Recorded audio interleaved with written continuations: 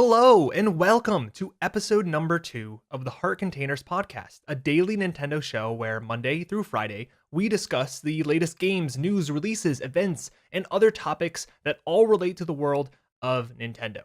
I'm your host, Rami Fawaz, and you are listening to the show for Tuesday, January 29th. How are you guys doing? I'm doing fantastic. It's going to be a really good show, despite that there was not a lot of news that came out in the span of from yesterday's show to today's show. That's okay, because there's still a lot of fun things to talk about. Our first topic that we're going to get into surrounds Assassin's Creed.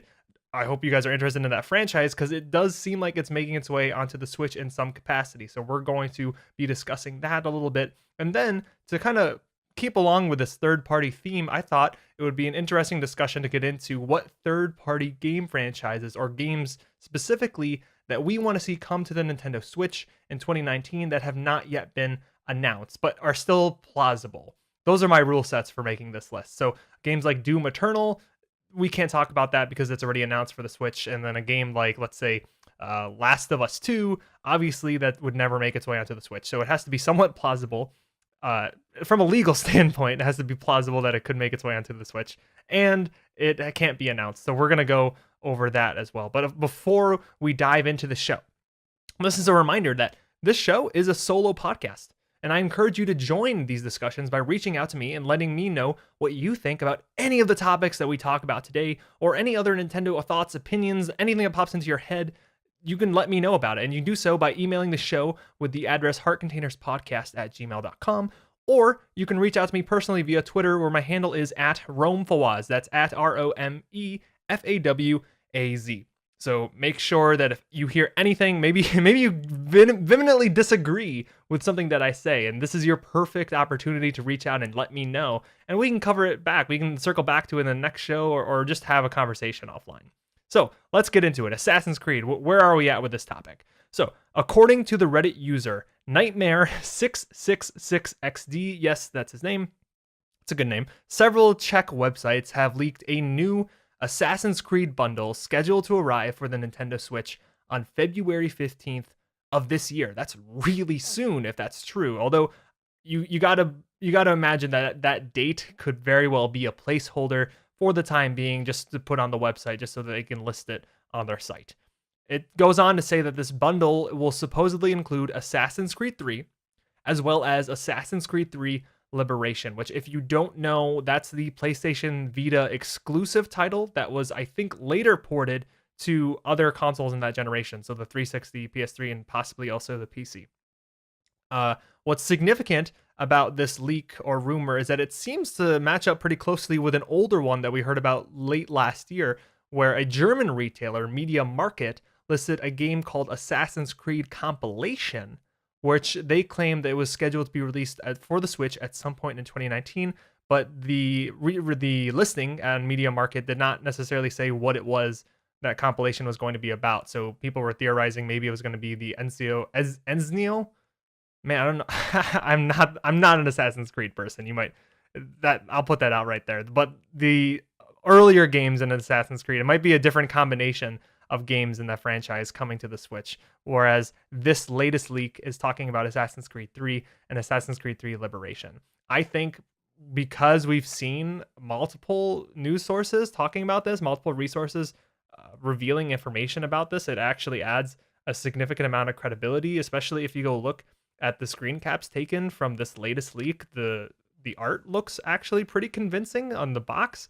I mean, I haven't taken a deep dive into discovering whether or not that the art that they're using are like pre-renders that you could take online and easily make a Photoshop of it. That might be true, but a lot of signs point to this actually being a legitimate thing, not just the box art, not just the repeated leaks for this. I mean, for one thing, Ubisoft has had a fantastic relationship with Nintendo ever since the Switch era has arrived, and third parties in general are warming up to the Switch more and more. So the fact that we might see another port style collection come to the Switch is no surprise to me at all. And then you look at these games as well. Assassin's Creed 3, I think that's a significant title, because Assassin's Creed 3, if you remember, actually came out for the Wii U. And games are porting really well from the Wii U onto the Switch. I mean, Nintendo is no newbie to taking their own Wii U games and moving them on to the Switch. And I think it's just because it's their own hardware and they've made it easy when they designed it to hopefully bring over a lot of those games, and they've been taking good advantage of that. So it doesn't surprise me necessarily that Assassin's Creed 3, a game that is on the Wii U currently, could easily make its way onto the Nintendo Switch. And then you look at a game like Liberation, which I would assume probably didn't get a lot of sales, a lot of attention when it released on the Vita, even though it seemed like a really good installment.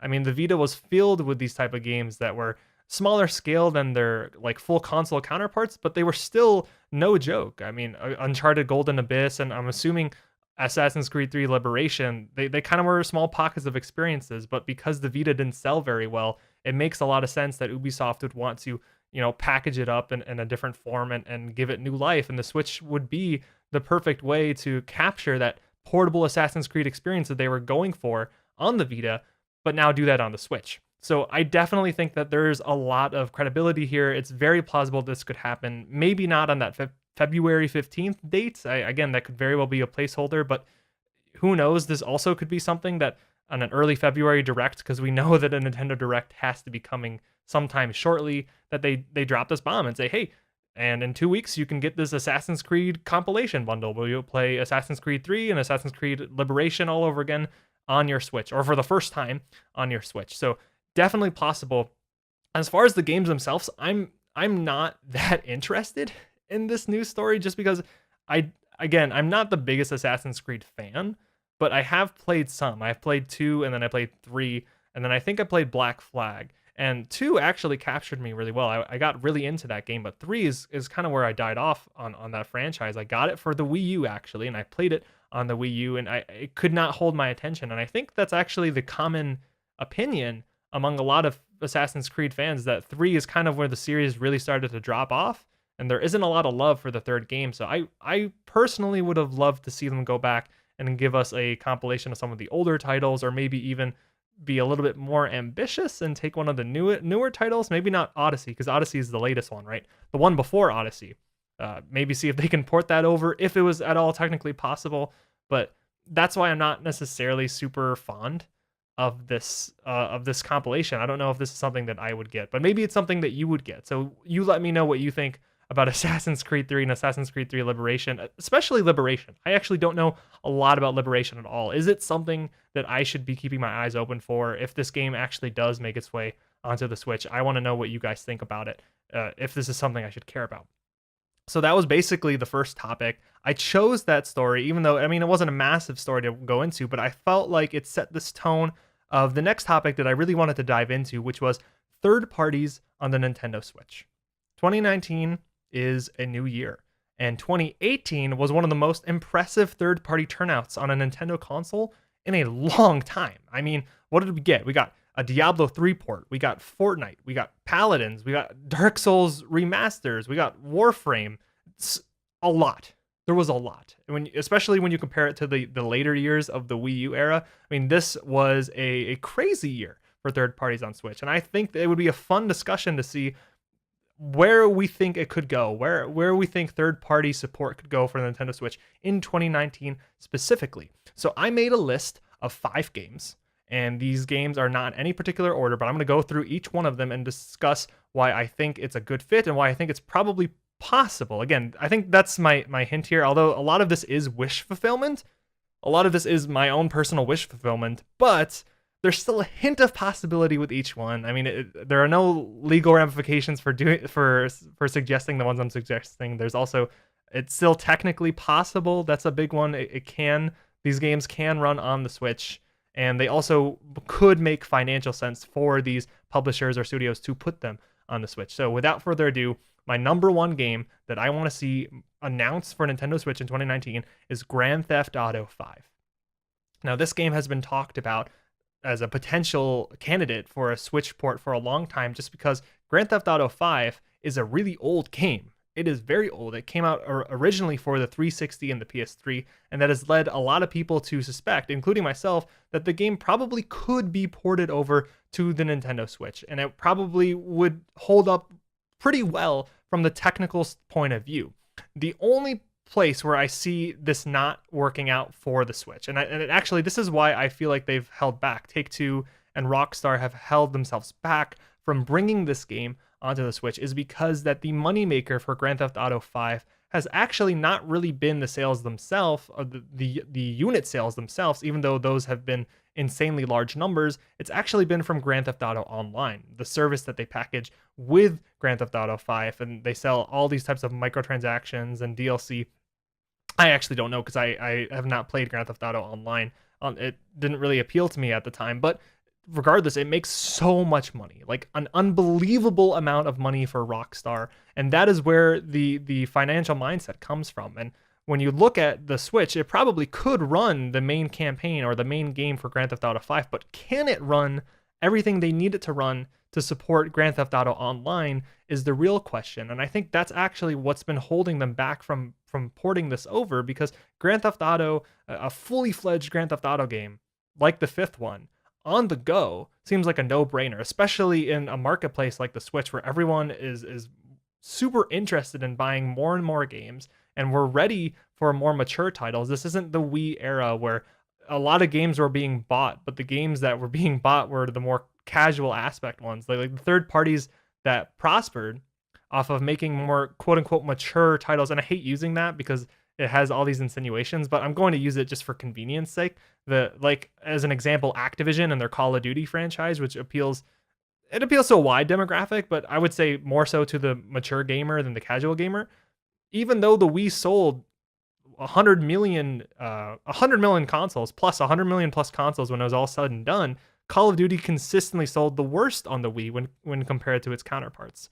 So we don't have that with the Switch right now. These third-party games are doing really well, and that's why I think Grand Theft Auto 5 could do really well. I think it all comes down to whether or not Rockstar believes that they can succeed at bringing over the online experience of the Switch, and if they can't, they believe that they're actually going to make enough money off of just selling the base game, or will they say, hey, you know what, it's not even worth it, because we're making so much more money on the online system that even if we sell another 1 or 2 million units on the Switch, it's chump change. That could be their perspective. That's what I suspect that they're thinking. But that is my number one choice. Again, not ranked. That's my first choice, rather, for a game that I really want to see at least talked about for Nintendo Switch in 2019.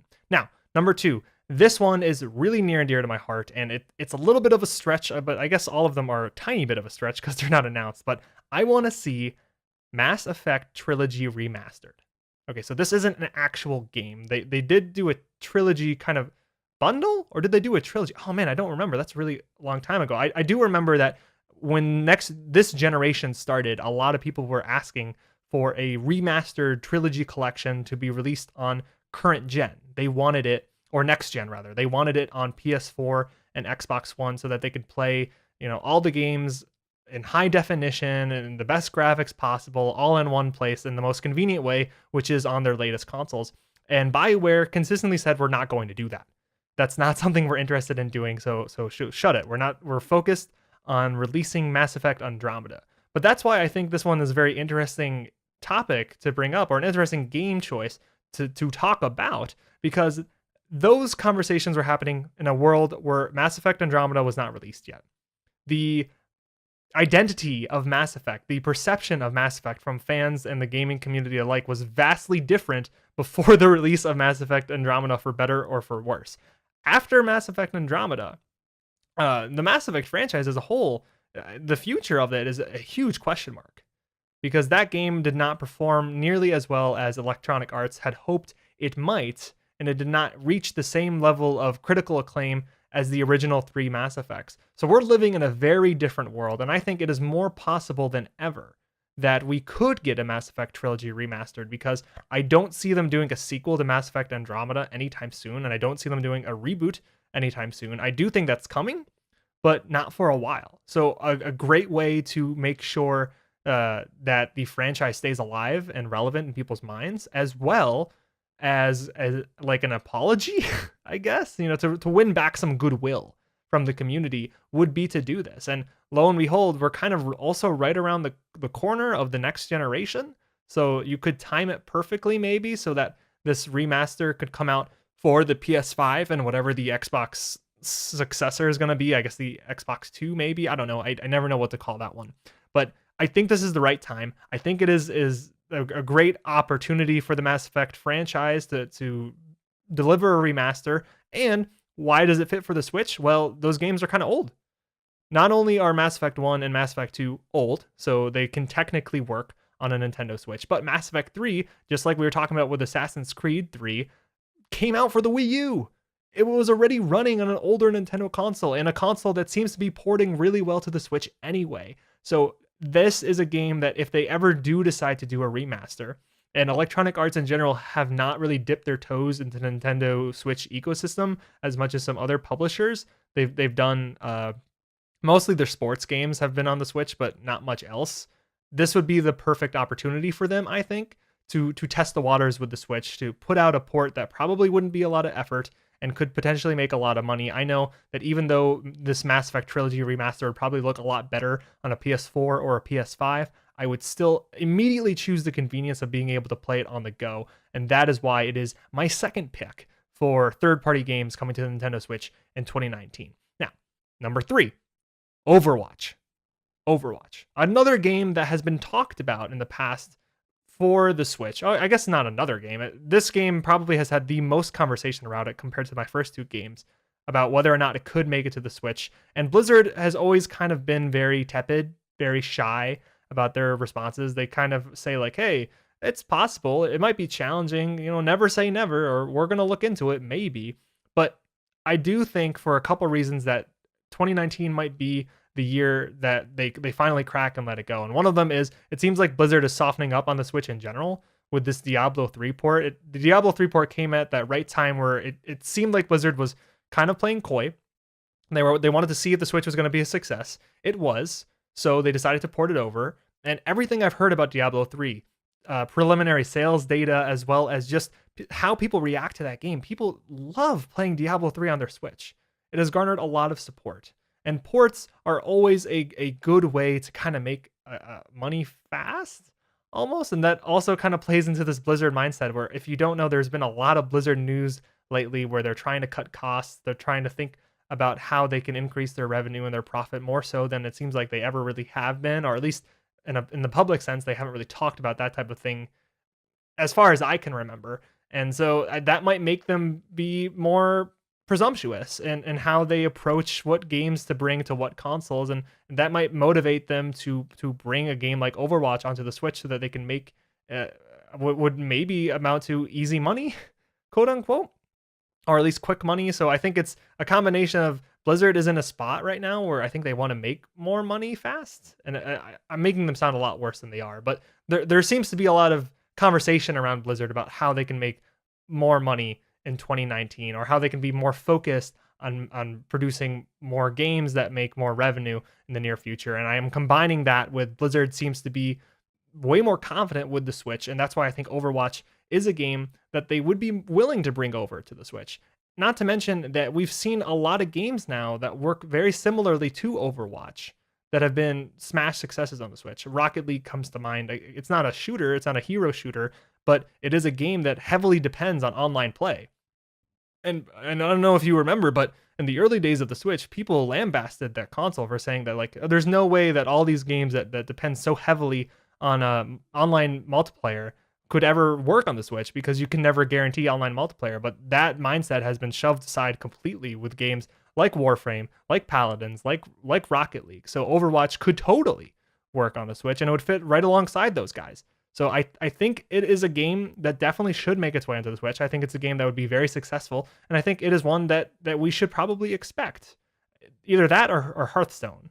But I mean, that's not on, Hearthstone is not on my list, but Overwatch is. I just think that Blizzard is keeping a tighter eye on the Switch, and we'll continue to hear more from them in 2019. Okay, my fourth pick, another kind of wild card in the same vein as Mass Effect Trilogy, is Borderlands Remastered, the original Borderlands. So I think, it was at some time last year, there was this rumor that came out that a Borderlands remaster was in the works, or the original Borderlands. I think they called it like Borderlands Game of the Year edition at the time in the rumor, which is kind of weird because I'm pretty sure that that name was already in use for Borderlands. That franchise as a whole loves to do Game of the Year, HD collection type thing. But as far as like a full-on remaster for the first game, Apparently, that hasn't been done. If it has, correct me if I'm wrong, but the rumor stated that they were going to bring that game over to the PS4 and the Xbox One, and that it was coming soon. I think it actually said it might be coming in 2019. And if they do that, I also want to see it on the Switch.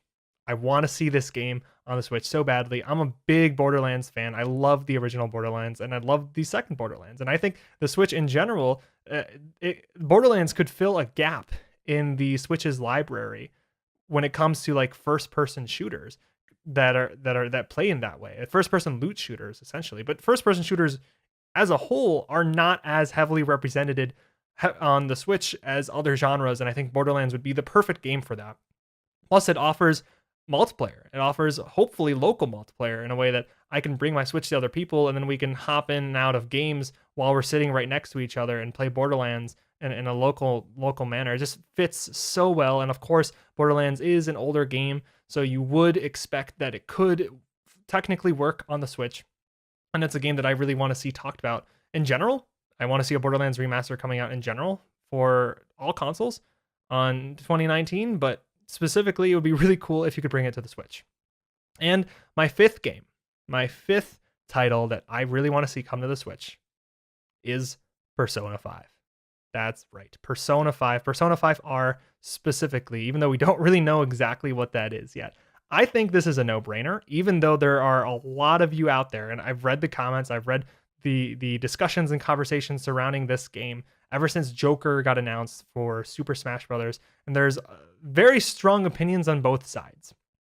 Meaning, there's very strong opinions saying, hey, can we please stop saying Persona 5 is a given for the Nintendo Switch, because there's nothing that officially states something like that. So why get yourself so hyped up?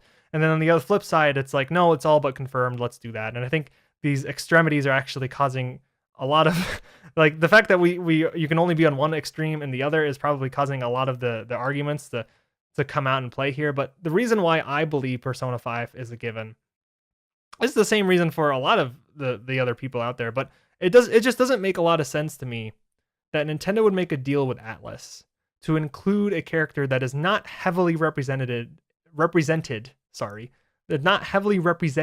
in any Nintendo game in particular. On a Nintendo console, I mean. Joker, I think he is he's like a side character in one of the games, like a Persona Q style game. You can correct me if I'm wrong there, but Persona 5 did not come to the Switch. Persona 5 did not come to any Nintendo console. So you have a character that is not represented on a Nintendo system coming to Smash, which Smash is one of the biggest games of all time. I mean, if you think about what Smash means as a marketing platform for these companies, what it means to take one of your beloved intellectual properties and put it into a Smash game so that the world can see it, it's a big deal. Go back to Super Smash Bros. Melee and look into how Roy and Marth were introduced from Fire Emblem, and people didn't know who they were. I didn't know who they were when I played Smash, but they say, as the story goes, it was the reaction to those two characters in Super Smash Bros. Melee that encouraged Nintendo to bring Fire Emblem onto the Game Boy Advance. Now, that might not be the whole story, but it is definitely a story that I've read about and heard about multiple times. And it just goes to show that Smash can be kind of like a marketing platform for these intellectual properties, and that was back in the Melee days. I think Smash is bigger than it ever has been, period.